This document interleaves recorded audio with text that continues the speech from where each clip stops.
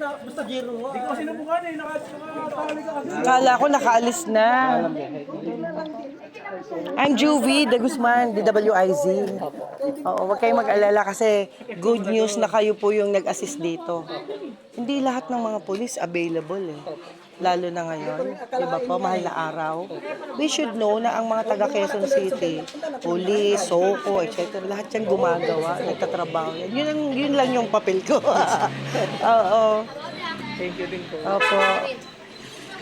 Galing po kasi ako sa barangay. Ay, tapos sa barangay, bumalik ako rito dahil nga sa, naabutan ko yan kanina eh. Yung kapatid niya, Kaya lang, hirap tingnan, no, pag ano na.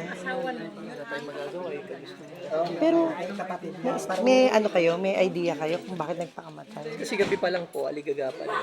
Daw. Hindi inom na inom, hindi. Walang inom. Ay, kamag-anak mo na? Hindi po. Ito yung pinuntahan po.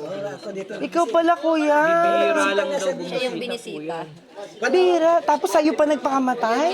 So, dito nga kayo kasi nung kwan, kagabi, talang hindi na matalang. Hindi, saan siya galing? Bago siya tumira dito. Muntal ba nagtrabaho daw doon kay Nari. Kasi sabi niya, uwi daw siya ng... May asawa? Wala. Wala. Hindi na. Yung Anak ng Pasig, ang sarap mabuhay. binata pa na. Oo. Ah, lalaki ba? Kala ko babae. kaya nakulat din ako. Sabi Kaibigan ng mami ko si yung nasa Germany. Kapatid mo yon? kapatid ko yun. O kilala mo mami ko? Oo, yung ganyan. Oo. Kilala kita din. Kaya nga sabi ko po, Kaya nung... hindi ako papayag na hindi ko makilala kasi taga rito ako. Okay, kaya nung nakita, nung kwan ko na, darsyon ako nagkwan.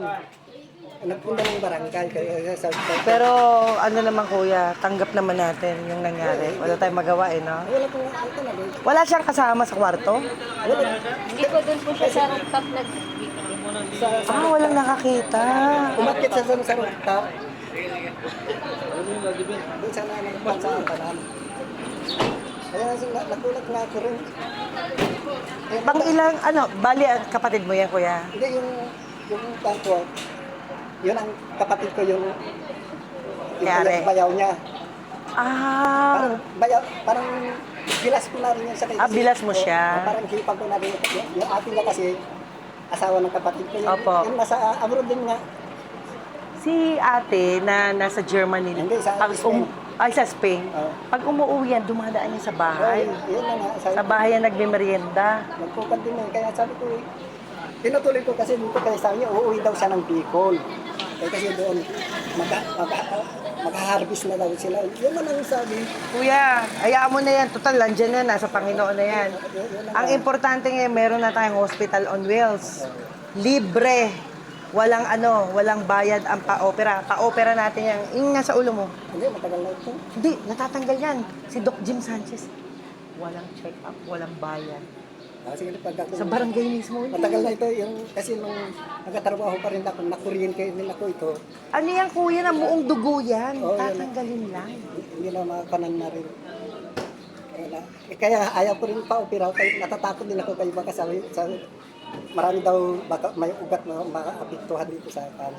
Doktor sa Amerika yan. Kaya natatakot din ako na mag 20 years na rin ito eh. Takot pala. Kung hindi naman sa kabal sa inyo tayo. Hindi na. Ah, okay lang. Hindi na. Kasi natatakot din ako eh. Siyempre.